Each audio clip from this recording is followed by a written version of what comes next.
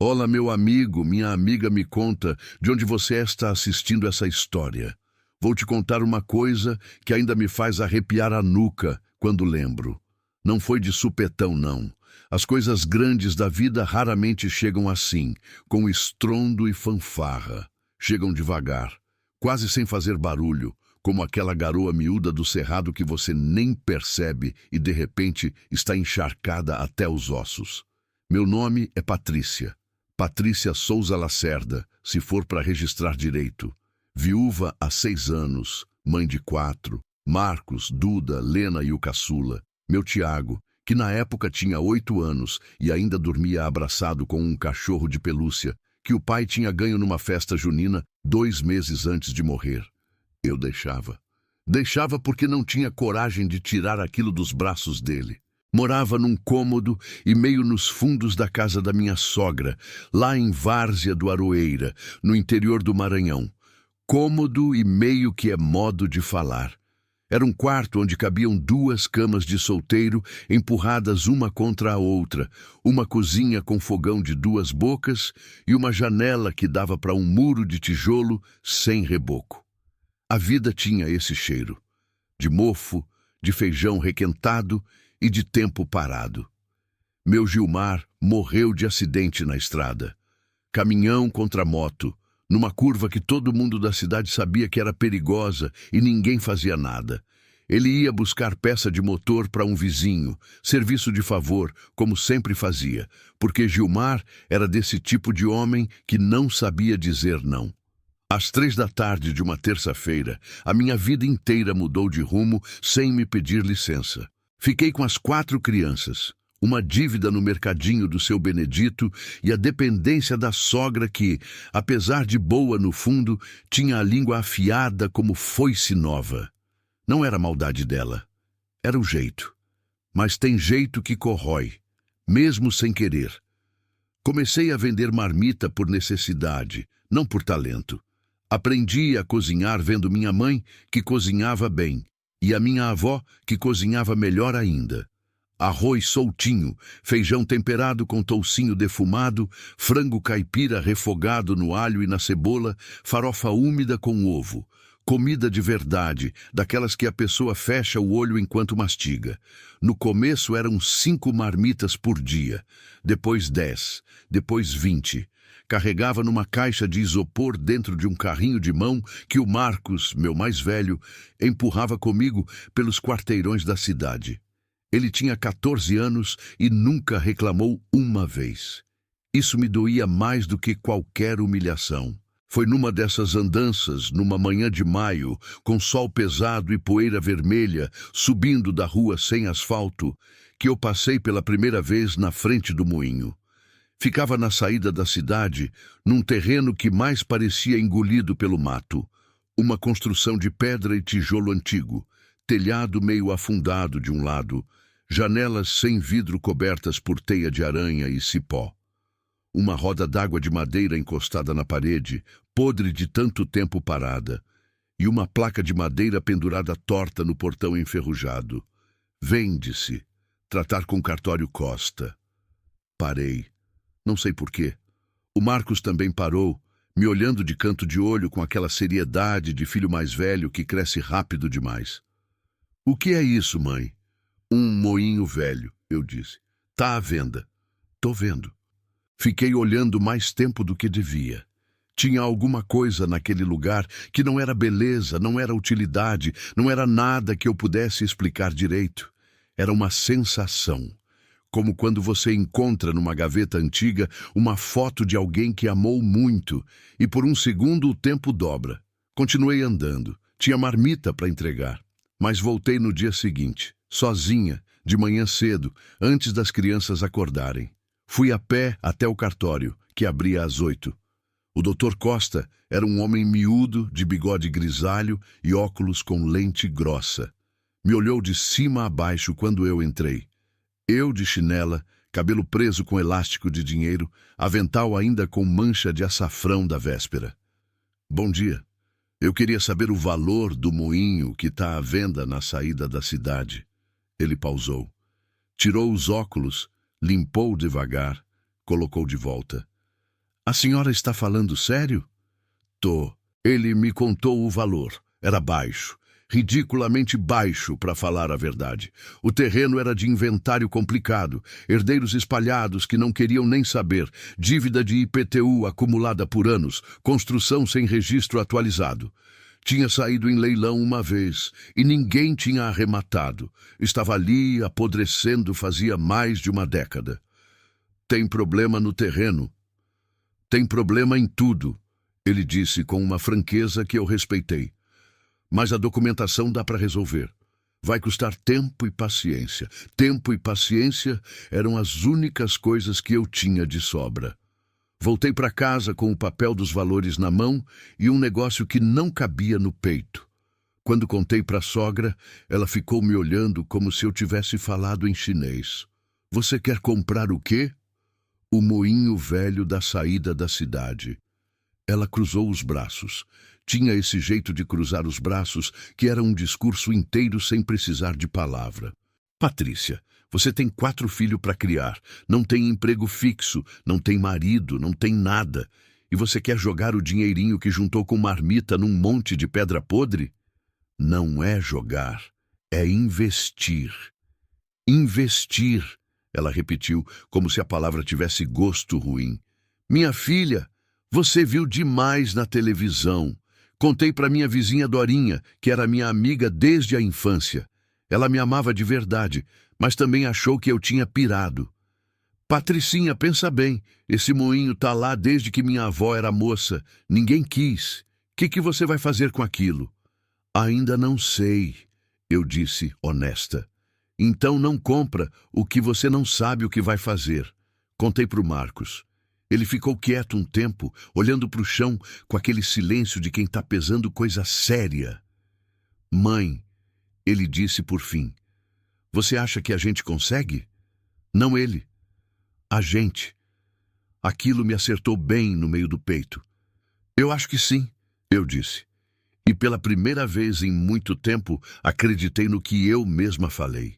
Comprei o moinho numa tarde de julho, com o dinheiro que tinha guardado em 12 meses de marmita, mais um empréstimo pequeno que peguei com a caixa usando o nome limpo que nunca tinha deixado sujar, nem nos piores meses. Assinei os papéis com a mão firme. Dr. Costa me olhou diferente dessa vez, não com respeito, ainda não, mas com uma curiosidade que ele tentou esconder atrás do bigode. Do lado de fora do cartório, o sol batia forte na calçada. Segurei os documentos contra o peito e fechei os olhos por um segundo. Ouvi de longe alguém rindo. Era o seu Raimundo, dono da farmácia, contando para outro homem que eu não reconheci. Você viu? A viúva do Gilmar comprou aquele moinho, aquele monte de entulho. Coitada, deve ter enlouquecido de vez. Abri os olhos, respirei fundo. Deixei o vento quente da tarde levar aquelas palavras embora. Tinha moinho para limpar.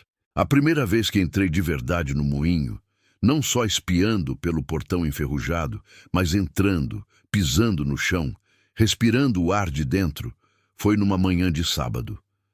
Levei os 4 filhos. Não foi decisão planejada. Foi instinto. Aquele lugar ia ser deles tanto quanto o meu, e eu queria que eles sentissem isso desde o começo. Queria que gravassem na memória o antes, o abandono, o mato, o cheiro de coisa esquecida, para que o depois fizesse sentido um dia. Marcos carregou o facão. Tinha 15 anos, mas manuseava a ferramenta com cuidado de adulto, porque o pai tinha ensinado certo. Duda, 13 anos, levou a vassoura velha e um balde. Lena, 11, foi de chinelo e chapéu de palha, séria como sempre foi. Aquela menina nasceu velha, minha mãe dizia. E o Tiago, meu caçula de 8 anos, foi de short azul e sandália de borracha, correndo na frente sem entender muito o que estava acontecendo, mas feliz porque era diferente do dia comum. O portão rangeu quando empurrei. Um som longo, enferrujado, que pareceu acordar o lugar inteiro. O mato tinha tomado conta de tudo. Capim-navalha até o joelho, trepadeira cobrindo metade da parede lateral, um pé de bambu que cresceu torto perto da entrada e jogava sombra no chão de terra batida. Havia um cheiro pesado, terra, umidade antiga, madeira em decomposição e alguma coisa mais difícil de nomear. Algo que ficava no fundo do nariz, persistente, como o cheiro de casa fechada que guarda dentro dela o tempo todo que passou. "Mãe", disse a Lena, parada na entrada. "É grande." "É", eu confirmei. "Maior do que parece de fora." "Sempre é." Fui devagar, olhando tudo. O chão de pedra irregular, coberto por uma camada de folhas secas e terra que o vento tinha trazido por anos. As paredes de pedra grossa, de um cinza escurecido pela umidade e pelo tempo, com fissuras finas que subiam como veias até o telhado partido. 3 janelas grandes sem vidro, com os caixilhos de madeira quase todos caídos. E no centro do galpão principal, porque era isso essencialmente um galpão de pedra, os restos da maquinaria antiga. Uma estrutura de madeira e ferro que um dia foi o coração do moinho. Rodas dentadas enferrujadas, eixos que não giravam mais, correias de couro ressecadas e partidas. E no canto, ainda de pé, com uma dignidade surpreendente, a pedra de moer. Circular, enorme, de granito escuro, apoiada numa base de alvenaria. Intacta. Fiquei olhando para ela por um tempo longo. Tinha algo naquela pedra, uma permanência que me pegou por dentro. Ela ficou ali enquanto o mundo em volta foi caindo aos pedaços, o telhado cedendo, a madeira apodrecendo, o mato avançando, e ela continuou, quieta, firme, esperando. Me reconheci nela de um jeito que não sei explicar direito. "Mãe, posso subir?" O Tiago já estava tentando escalar a estrutura de madeira. "Não!" Eu e o Marcos falamos ao mesmo tempo. Trabalhamos o dia inteiro. Marcos foi abrindo o caminho com o facão, derrubando o capim mais alto, afastando o bambu torto. Duda varria, empurrava, amontoava o entulho num canto. Lena, com aquela teimosia silenciosa dela, começou a tirar as folhas secas do chão pedra por pedra, com a mão, com método, como se estivesse descobrindo um mapa.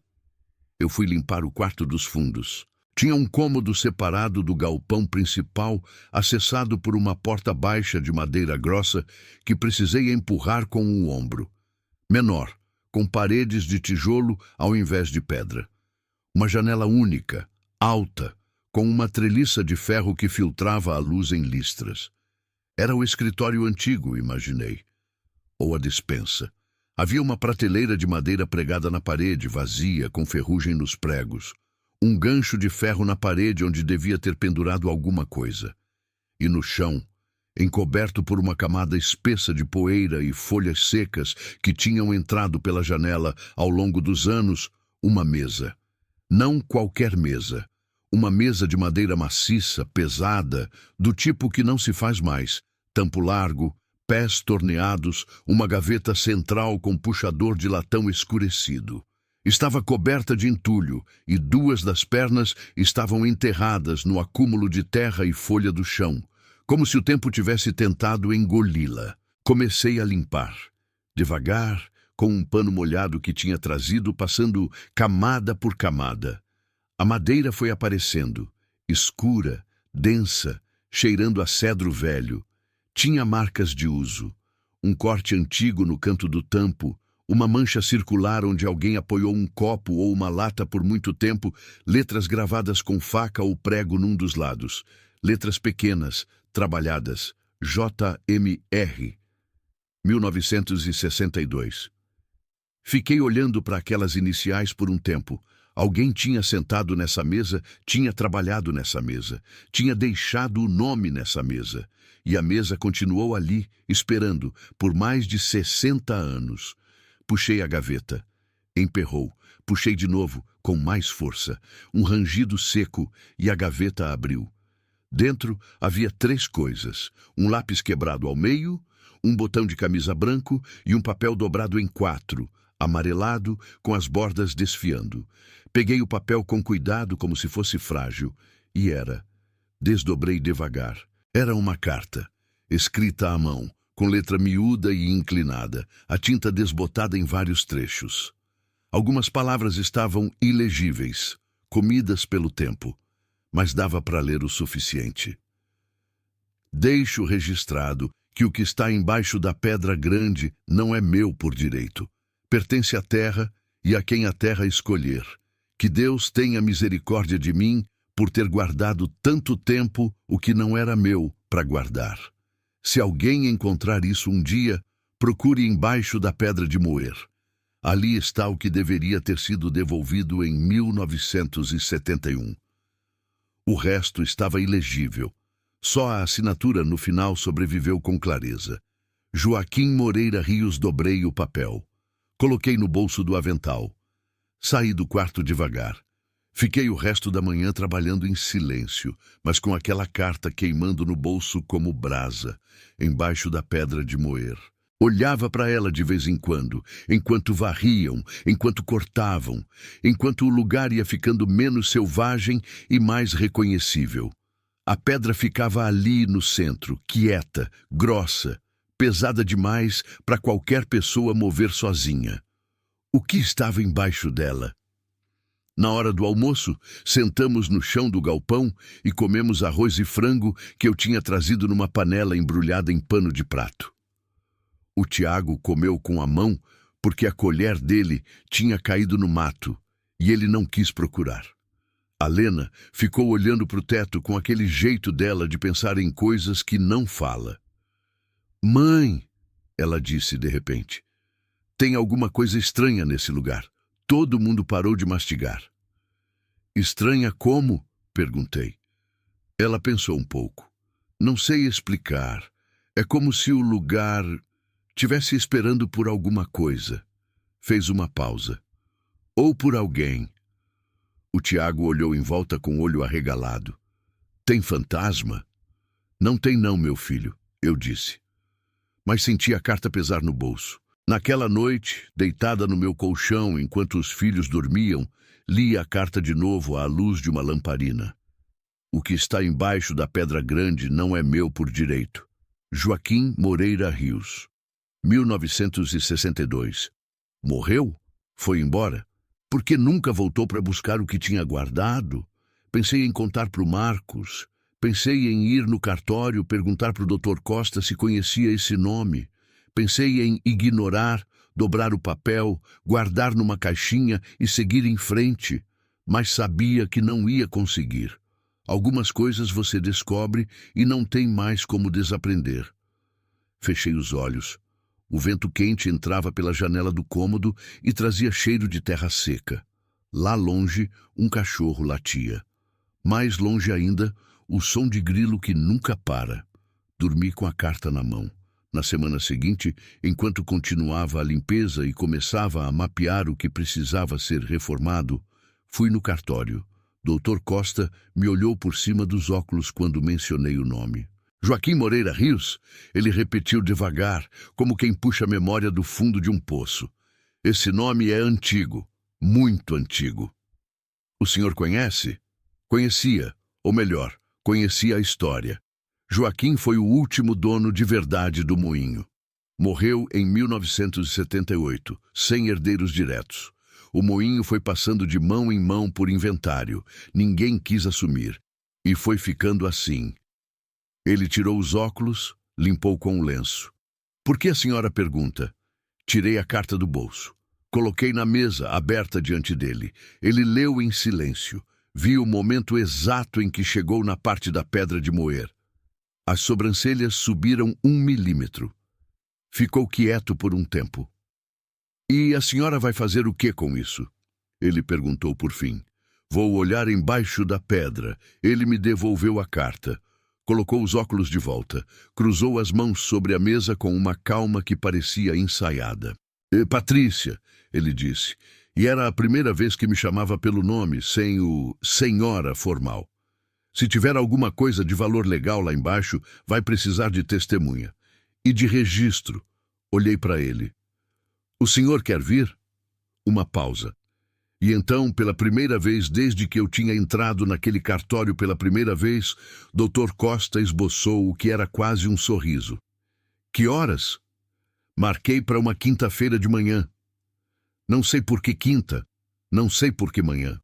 Às vezes a gente escolhe data para coisa importante, como se o dia da semana pudesse mudar o peso do que vai acontecer. Como se numa quinta-feira de manhã as surpresas fossem menores, mais gerenciáveis, mais fáceis de engolir. Errei feio. Pedi ao Marcos que ficasse em casa com os irmãos.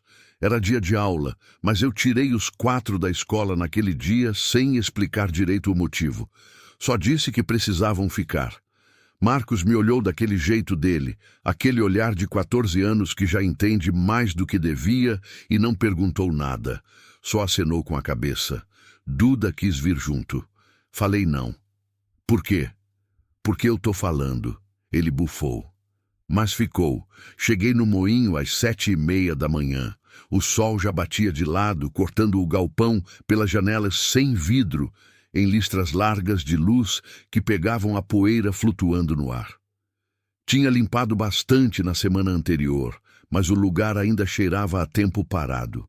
Aquela mistura de pedra úmida, madeira velha e terra que nenhuma vassoura tira completamente.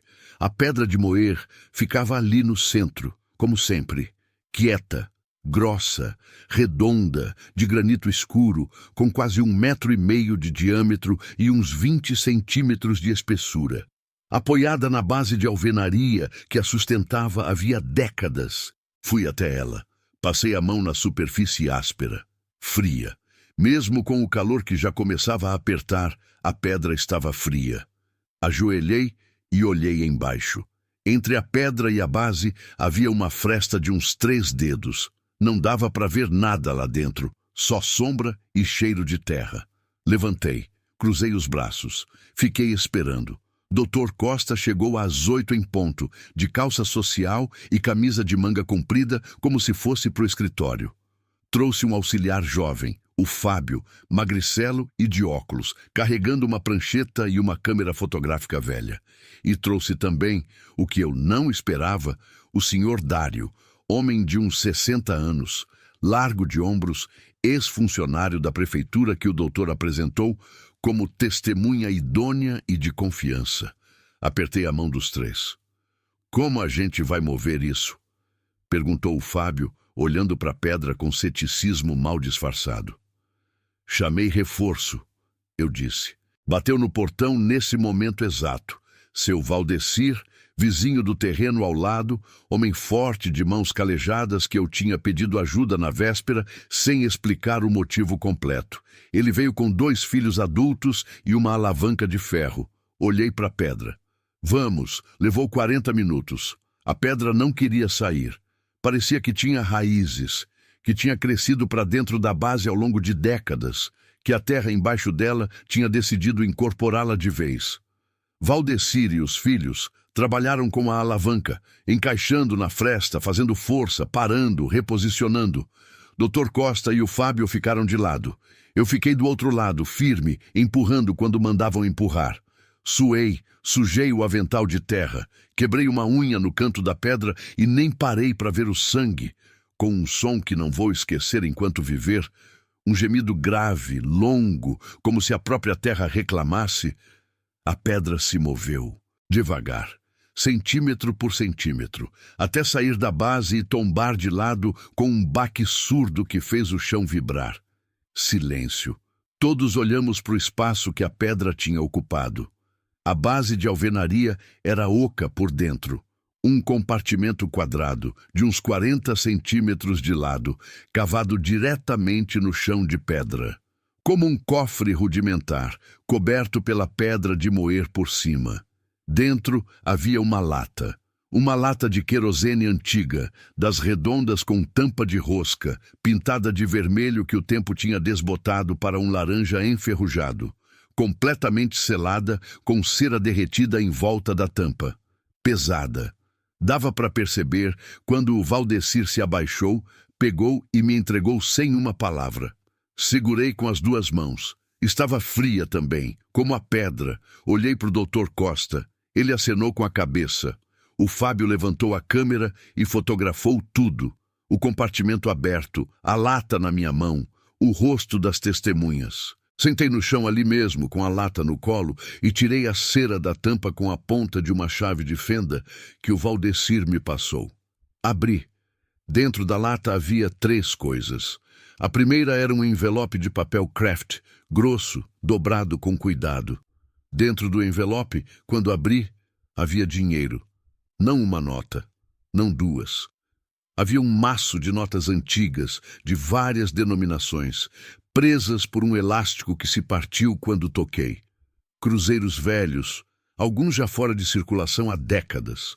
A segunda coisa era uma caderneta, pequena, de capa preta, com elástico lateral. Abri com cuidado. As páginas estavam amareladas, mas inteiras, protegidas pela lata fechada. Era uma espécie de diário financeiro. Colunas de números, datas, nomes, escrita miúda, firme, a mesma letra da carta, Joaquim Moreira Rios. A terceira coisa me deixou parada. Era uma escritura. Não a escritura do moinho, essa eu já tinha. Era uma escritura de terra, de um terreno de 42 alqueires, às margens do córrego que passava atrás da propriedade, lavrada em cartório em 1969, em nome de um homem chamado Eusébio Carvalho das Neves. Alguém tinha escrito a lápis na margem da escritura com a mesma letra de Joaquim. Esta terra nunca foi minha. Eusébio foi enganado. Que quem encontrar isso devolva ao que for de direito dos herdeiros dele. Que Deus me perdoe. Fiquei olhando para aquele papel por um tempo que não sei medir. Dr. Costa se abaixou ao meu lado e leu por cima do meu ombro. Ouvi ele respirar fundo. Meu Deus, ele disse baixinho. Era a primeira vez que eu ouvia o doutor falar assim, sem formalidade, sem distância profissional. Só aquelas 2 palavras, ditas como quem leva um soco leve no estômago. O senhor conhece esse nome? Eusébio? Ele ficou quieto demais por tempo demais. Conheço os descendentes, ele disse por fim. Tem uma família aqui na cidade, os Neves. Vivem em dificuldade faz gerações. Nunca souberam por que a terra sumiu do inventário do avô deles. O nó na garganta chegou sem avisar. 42 alqueires. Uma família vivendo em dificuldade por gerações, porque alguém, há mais de 50 anos, tinha feito uma injustiça e enterrado a prova dela embaixo de uma pedra, com a culpa escrita em papel dobrado dentro de uma gaveta que ninguém abriu por décadas. E eu tinha comprado aquela gaveta, aquela pedra, aquele silêncio guardado, sem saber de nada. Esse foi o primeiro momento em que tremi de verdade, não de medo, de peso. Do tipo de peso que cai em cima da gente quando a vida decide que você é a pessoa certa, no lugar certo, na hora certa. E isso não é leve, não é fácil, não é nenhum presente simples. Era uma escolha. Eu podia ficar quieta. A terra estava no meu terreno. Juridicamente, qualquer coisa encontrada ali tinha implicações que eu não entendia ainda. Podia guardar, consultar advogado, ver o que era legalmente meu e o que não era. Ou podia fazer o que Joaquim Moreira Rios não teve coragem de fazer em vida. Olhei para o Dr. Costa. Como eu faço para encontrar essa família? Ele me olhou por um momento, e dessa vez o sorriso chegou completo, sem disfarce. Eu levo a senhora até eles. Mas antes de ir a qualquer lugar, antes de qualquer passo, precisei sentar. Saí do galpão, fui até a sombra de uma árvore que crescia encostada na parede lateral, uma cajarana velha, de tronco torto, que devia ter a mesma idade do moinho, e sentei na raiz grossa que saía do chão como o braço estendido. Coloquei a lata no colo, a caderneta, a escritura e o envelope de dinheiro velho apoiados na raiz ao meu lado. O vento bateu. Trouxe cheiro de capim cortado e de algo adocicado que não identifiquei. Pensei no Gilmar. Pensei nele porque era o que eu sempre fazia quando a vida ficava grande demais para minha cabeça sozinha. Ficava imaginando o que ele diria. Ele que era simples, direto, que não enrolava, que quando precisava decidir alguma coisa importante, fechava os olhos por um segundo, abria e já tinha decidido. Faz o certo, Pat. Sempre sai mais barato no final. Era o que ele diria. Fechei os olhos. Abri. Já tinha decidido. Mas à tarde ainda guardava uma coisa que eu não esperava. Quando voltei para o galpão para pegar minhas coisas, o Fábio, o auxiliar jovem, que até então tinha ficado quieto fazendo anotações na prancheta, me chamou num canto com um jeito hesitante. Dona Patrícia, desculpa, posso falar uma coisa? Pode. Ele olhou para o chão, depois para mim. A caderneta do Joaquim. Eu folheei enquanto a senhora estava lá fora. Pausa. Tem mais coisa além dos números. No final, tem umas páginas escritas. Tipo um desabafo. Olhei para a caderneta na minha mão. E... ele fala do dinheiro também. O rapaz engoliu seco. Diz que uma parte era das vendas do moinho, juntado por anos, e que era para quem encontrasse usar. Outra pausa. Para reconstruir o lugar.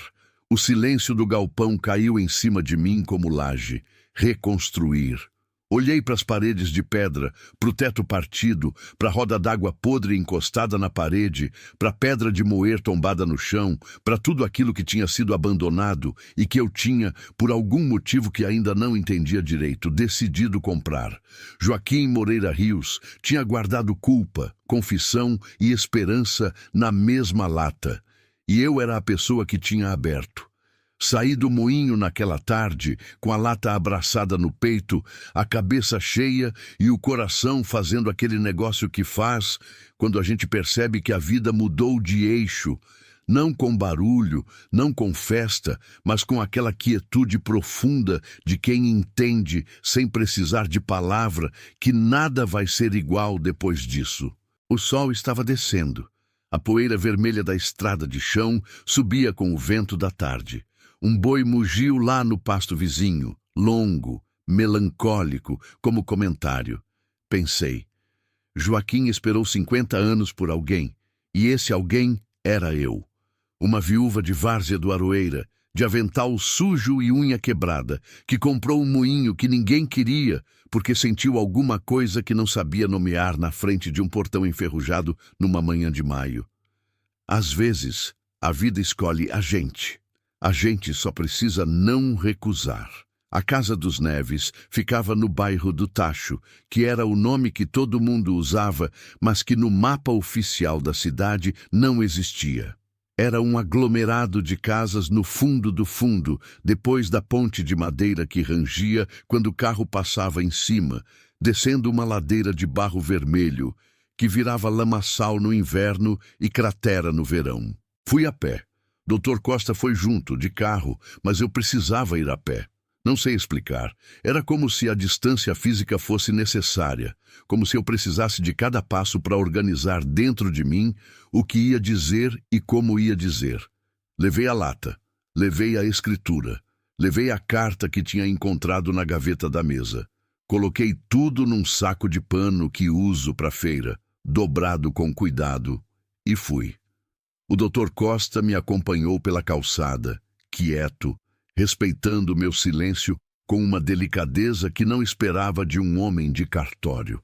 O sol estava no meio do céu, calor seco, daquele que resseca o lábio e faz a gente piscar mais. A poeira vermelha subia dos meus pés com cada passo. Um urubu pairava longe, em círculo lento, sobre alguma coisa que eu não via. A senhora sabe o que vai falar? Ele perguntou a certa altura.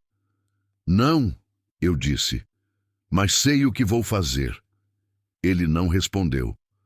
Acho que foi a resposta certa. A casa era pequena, de tijolo aparente sem reboco, com uma varanda estreita onde havia 2 cadeiras de plástico quebradas e um vaso de planta que tinha morrido faz tempo, mas ninguém tinha jogado fora ainda. Uma criança pequena brincava na terra do quintal com um caminhãozinho sem roda. Parou de brincar quando nos viu chegar. Uma mulher apareceu na porta. Uns 40 e poucos anos. Cabelo preso, avental, igualzinho a mim, pensei. E aquilo me bateu de um jeito estranho. Olhos cansados, daqueles que ficam cansados de tanto segurar coisa pesada por dentro. Boa tarde, eu disse. Boa tarde. Ela respondeu cautelosa. olhando de mim para o doutor e de volta para mim. A senhora é da família Neves? Descendente de Eusébio Carvalho das Neves? Uma pausa. Algo mudou no rosto dela. Não suspeita, era outra coisa. Era reconhecimento de nome antigo, daqueles que a família carrega com uma mistura de orgulho e ferida. Era meu bisavô, ela disse. Eu sou Conceição. O que foi? Olhei para ela, respirei fundo. Meu nome é Patrícia. Eu comprei o moinho velho na saída da cidade e eu encontrei uma coisa lá dentro que pertence à sua família faz mais de 50 anos. O silêncio que veio depois foi o tipo de silêncio que ocupa espaço físico. Conceição ficou olhando para mim sem piscar por um tempo que pareceu longo demais. A criança no quintal parou de olhar para a gente e voltou para o caminhãozinho sem roda. Uma galinha atravessou o quintal com aquela pressa sem destino que galinha tem. Entre, ela disse por fim. A sala era pequena e arrumada com aquele capricho de quem tem pouco, mas cuida muito. Um sofá de 2 lugares com capa de crochê, uma estante com enfeites de porcelana e uma fotografia emoldurada em preto e branco de um casal velho. Uma televisão pequena desligada. No chão, um tapete de retalhos costurado à mão. Sentei onde ela mandou sentar. Dr. Costa ficou em pé perto da porta. Conceição foi chamar alguém. Voltou com um homem mais velho. O marido apresentou como Geraldo, cabelo grisalho, mãos de quem trabalha com terra. E uma senhora muito idosa, de uns 80 anos pelo menos, sentada numa cadeira de rodas simples que Geraldo empurrou com cuidado. A velhinha tinha olhos pequenos e brilhantes, vivos demais para um rosto tão enrugado. Essa é minha avó, disse Conceição. Dona Amélia, neta do Eusébio. Olhei para Dona Amélia. Ela me olhou de volta com aqueles olhos miúdos e agudos, sem piscar, como quem lê o que você é antes de você abrir a boca. Abri o saco de pano. Coloquei a escritura na mesa, aberta, com as palavras de Joaquim visíveis na margem. Dona Amélia se inclinou devagar, olhou para o papel, olhou para a letra de Joaquim, e então fez uma coisa que eu não esperava. Chorou, não com soluço, não com barulho. Chorou quieto, com lágrimas que desciam pelo rosto enrugado como chuva em pedra antiga, sem fazer menção de limpar, como quem chora de um lugar tão fundo que nem o corpo sabe como reagir direito. Vovó! Conceição se ajoelhou ao lado dela, assustada. O que foi? A velhinha sacudiu a cabeça devagar, estendeu a mão tremida e tocou na escritura com a ponta dos dedos, como se fosse coisa sagrada. Eu sabia, ela disse. A voz era fininha, mas firme. Eu sempre soube que aquela terra existiu. Minha mãe me contou antes de morrer que meu avô tinha terra, que tinha sido tirada dele por gente desonesta, que ele morreu de desgosto sem conseguir provar. Uma pausa. Mais lágrimas. Eu tentei uma vez, quando era jovem. Fui no cartório, fui na prefeitura. Ninguém sabia de nada. Não tinha documento. Não tinha prova. Desisti. Olhou para mim. De onde você tirou isso? Contei tudo. A carta na gaveta. A pedra. A lata. O que Joaquim tinha escrito. Cada detalhe, sem omitir nada. Quando terminei, a sala estava tão quieta que dava para ouvir o vento lá fora movendo as folhas da cajarana que devia ter lá perto. Geraldo tinha a mão na boca. Conceição olhava para o chão, respirando devagar, como quem tenta não desmontar na frente de estranho. Dona Amélia me olhou de novo, por um tempo longo. Por que você trouxe isso? Ela perguntou. Era mais fácil ficar quieta. Não precisei pensar. Porque não era meu, eu disse, e o que não é da gente, a gente não fica. O segundo momento em que tremi foi ali, porque Dona Amélia estendeu a mão trêmula e pegou a minha. Mão fria, fina como papel, pele solta sobre os ossos, e apertou com uma força que não esperava de um corpo tão frágil. Não disse nada por um tempão. Depois disse, você é abençoada, minha filha. Deus não mandou você para aquele moinho à toa. Engoli o nó na garganta, não consegui responder. Apenas mantive a mão dela na minha e deixei o silêncio ser o que precisava ser. Dr. Costa se mexeu discretamente perto da porta. Abriu a prancheta. Com a licença de todos, ele disse, com aquela voz de cartório que voltou na hora certa. Vou explicar os próximos passos legais, porque a escritura é real, e a terra existe, e os herdeiros têm direito. O processo legal levou meses. Não vou mentir que foi fácil. Não foi. Teve burocracia, teve prazo, teve advogado que precisou ser pago. Uma parte com o dinheiro velho da lata, que Dr. Costa mandou avaliar e que, para espanto de todos, ainda tinha valor como coleção numismática. E outra parte que a própria família dos Neves conseguiu reunir. Teve também gente que tentou complicar. Sempre tem. Um sobrinho de cartório que questionou a autenticidade da escritura. Um vereador que tinha interesse num pedaço daquele córrego. Um advogado do outro lado que tentou protelar. Mas tinha Dr. Costa que descobri, ao longo daqueles meses, era homem de palavra quando decidia tomar um lado. E tinha eu, que aprendi com Gilmar, que quando você sabe que é o certo, você não recua. A terra foi reconhecida como dos herdeiros de Eusébio Carvalho das Neves numa tarde de outubro, com sol fraco de final de tarde e vento que cheirava a chuva chegando. Eu estava lá. Conceição chorou. Geraldo ficou olhando para o horizonte com aquele jeito que os homens têm quando estão emocionados, mas não sabem o que fazer com isso. Dona Amélia, que veio de cadeira de rodas empurrada pelo neto, ficou quieta o tempo todo. Na saída do cartório, ela me chamou. Fui até ela. Ajoelhei para ficar no nível dos seus olhos. Eu quero te dar alguma coisa, ela disse. Dona Amélia, não precisa... Não é dinheiro. Ela cortou, firme. É uma bênção, que é a única coisa que uma velha como eu ainda tem de valor. Colocou as duas mãos na minha cabeça, fechou os olhos, ficou quieta por um momento. Depois disse palavras baixas que não vou repetir aqui porque são minhas, guardadas, do tipo que a gente leva para a vida inteira no fundo do peito como lamparina acesa. Levantei com os olhos molhados e o coração diferente. Não sei explicar diferente de que jeito. Só sei que era. A reforma do moinho começou numa segunda-feira de novembro, com chuva fina que não atrapalhou ninguém, porque todo mundo veio assim mesmo. Não contratei empreiteira. Não tinha dinheiro para isso. O que tinha da lata foi para o processo jurídico e o empréstimo da caixa era pequeno. Fiz diferente. Fui de casa em casa. Falei com homens que sabiam de alvenaria, de carpintaria, de elétrica. Ofereci o que tinha, comida, marmita todo dia para quem viesse ajudar.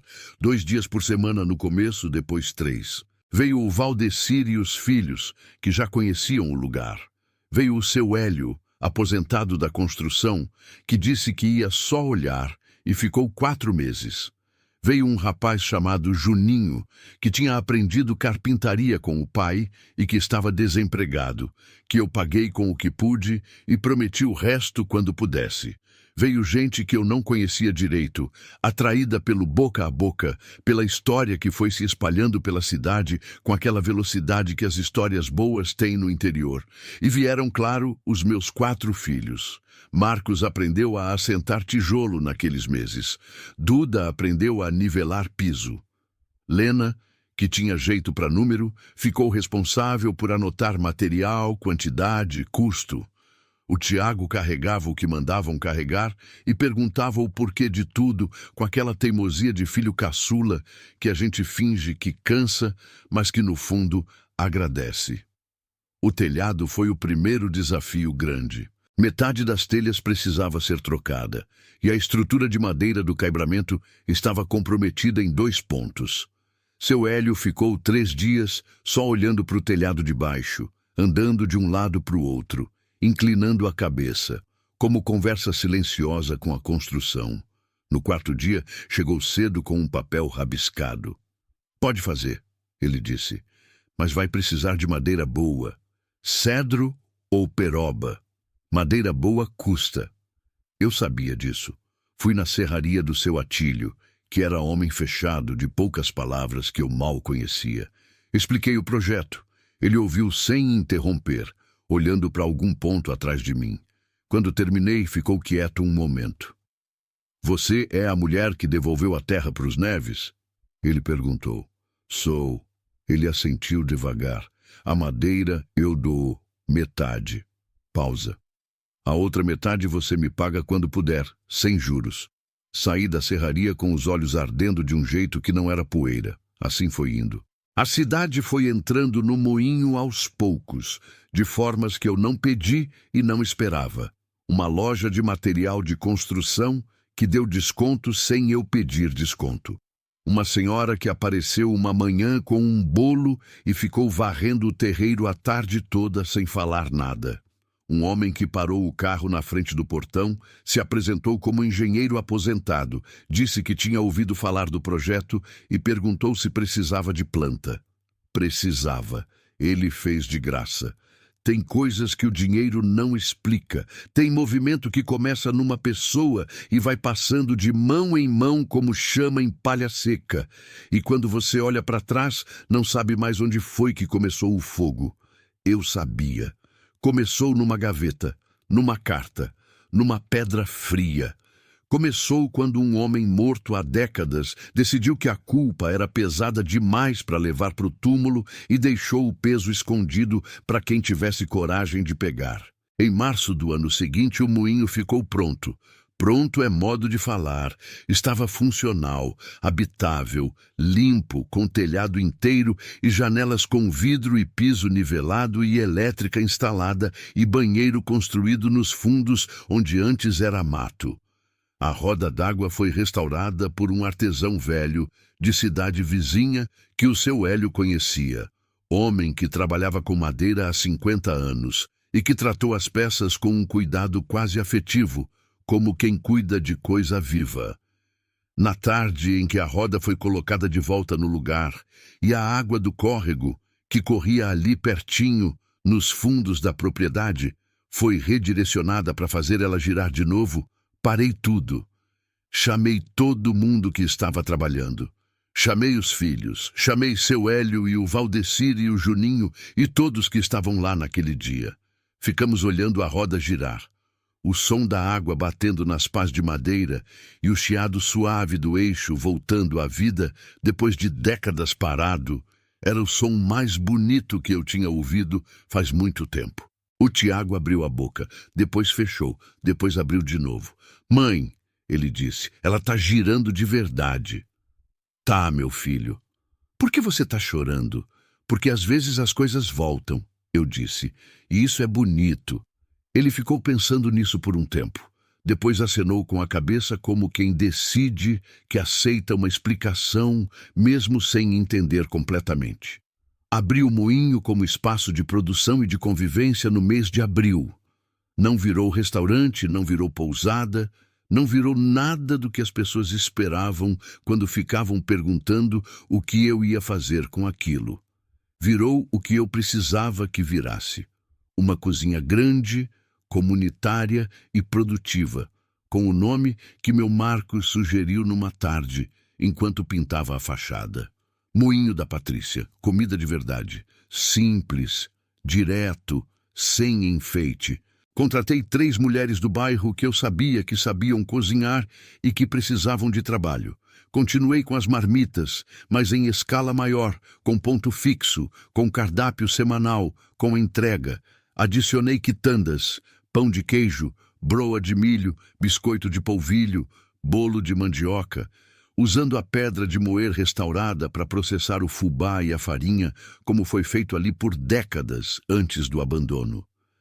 A pedra de moer voltou a trabalhar. Quando vi ela girando pela primeira vez, com o fubá escorrendo fino na bacia embaixo, pensei em Joaquim. Pensei no que ele tinha construído aqui, no que ele tinha guardado de errado, na culpa que tinha carregado até morrer sem ter coragem de resolver.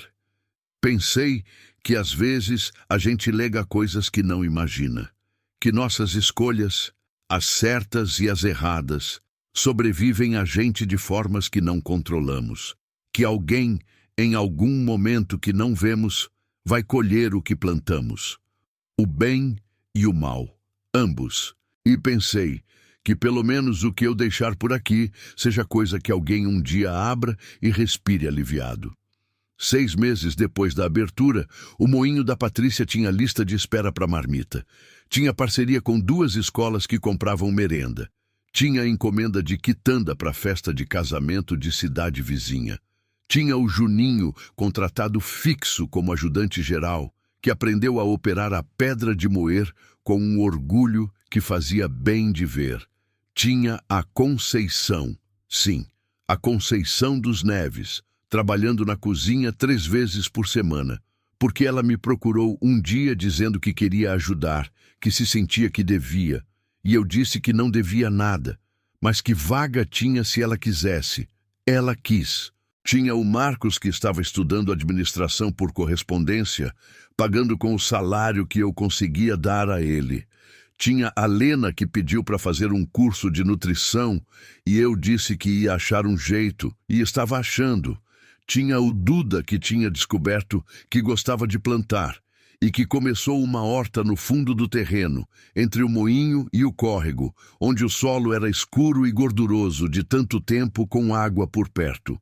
E tinha o Tiago, que toda manhã, antes de ir para a escola, passava na cozinha, roubava um pedaço de broa ainda quente, levava um tapão carinhoso da minha mão e saía correndo rindo. Aquele riso me curava todo dia de novo. 1 ano depois da compra do moinho, numa tarde de maio com vento suave e céu alto, fui sozinha para o galpão principal antes de fechar. Sentei na beira da pedra de moer, que agora ficava no centro do espaço como peça de honra, porque era isso que ela era, e fiquei quieta um tempo. O lugar cheirava a fubá fresco, a madeira tratada, a café que alguém tinha esquecido no fogo. As paredes de pedra que antes estavam escurecidas de mofo estavam limpas, conservando aquele cinza sério de material antigo, mas sem o peso do abandono. Pelas janelas com vidro novo, entrava a luz da tarde em ângulo dourado, acendendo o pó de fubá que flutua sempre no ar de uma cozinha de moinho. Lá fora, a roda girava. O som da água nas pás entrava constante, pacífico, como respiração. Pensei em tudo, na época do cômodo e meio, na caixa de isopor e no carrinho de mão, no portão enferrujado e na placa torta, na carta na gaveta, na pedra fria, na lata vermelha, nas iniciais gravadas na madeira, em Dona Amélia e nas mãos dela na minha cabeça, no seu atilho e na madeira doada, na roda girando pela primeira vez depois de décadas. Pensei no Gilmar. Senti a falta dele de um jeito que não passou em 6 anos e que eu já aceitei que não vai passar. É uma falta que você aprende a carregar sem deixar ela te dobrar, que você coloca num bolso do peito e leva, e às vezes ela pesa mais, às vezes menos, mas está sempre lá. E isso não é fraqueza. É amor que não teve para onde ir e ficou. Você ia gostar disso aqui, Gilmar, eu disse em voz alta. Para ninguém. Pro ar, pra pedra, pra memória. O vento moveu as folhas da cajarana lá fora. Sorri. Não sei se o que aconteceu comigo foi milagre. Não tenho certeza se foi destino, se foi coincidência, se foi aquela coisa que as pessoas chamam de graça divina e que eu, mulher simples de roça, não sei nomear com precisão, mas reconheço quando sinto. Sei que entrei no moinho pela primeira vez com cheiro de terra no avental e medo de ter feito bobagem, e que hoje entro nele com cheiro de fubá e 4 filhos encaminhando a vida. Sei que um homem morto guardou uma culpa por 50 anos e que essa culpa, no fim, virou chave para uma porta que eu nem sabia que estava fechada. Sei que devolver o que não era meu foi a coisa mais lucrativa que já fiz. Não em dinheiro, em peso tirado das costas, em confiança que a cidade depositou em mim, em portas que abriram de um jeito que porta não abre para quem guarda o que não é seu.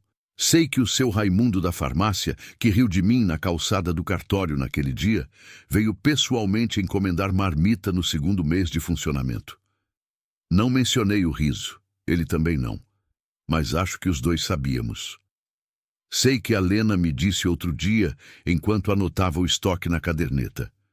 Mãe, você acha que o Joaquim sabia que ia dar certo? Pensei antes de responder. Acho que ele não sabia nada. Só sabia que precisava tentar consertar o que fez de errado, mesmo depois de morto. Pausa. O resto foi por conta de quem encontrou. Ela ficou pensando. Então o resto foi por nossa conta. Foi. Ela voltou para a caderneta. Eu voltei para o fogão. A roda lá fora continuou girando. Tem uma coisa que aprendi nessa história toda, que carrego como aprendo qualquer coisa importante. Devagar, com resistência, com custo, mas definitivamente, que a vida não avisa quando vai mudar. Não manda carta, não toca campainha, não espera você estar pronta. Ela muda no meio de uma manhã comum, numa estrada de terra batida, na frente de um portão enferrujado, enquanto você carrega marmita numa caixa de isopor e tem poeira vermelha nos pés e 4 filhos esperando em casa. E a pergunta não é se você merece. A pergunta não é se você é forte o suficiente, corajosa o suficiente, preparada o suficiente. A pergunta é só uma. Quando a vida te estender alguma coisa inesperada, você vai abrir a mão ou vai fechar? Eu abri. E foi a melhor coisa que já fiz com essas mãos, que já lavaram muita roupa, já carregaram muita panela, já secaram muita lágrima, já construíram o que ninguém acreditou que eu ia conseguir construir. Essas mãos minhas. Que Deus me perdoe o que errei nessa vida. E que me dê força para continuar fazendo o que é certo, mesmo quando cansa, mesmo quando dói, mesmo quando a cidade ri lá fora e o portão está enferrujado e o mato tomou conta de tudo. Porque embaixo de toda pedra pesada, alguém já disse uma vez, tem sempre alguma coisa esperando. Você só precisa ter coragem de mover.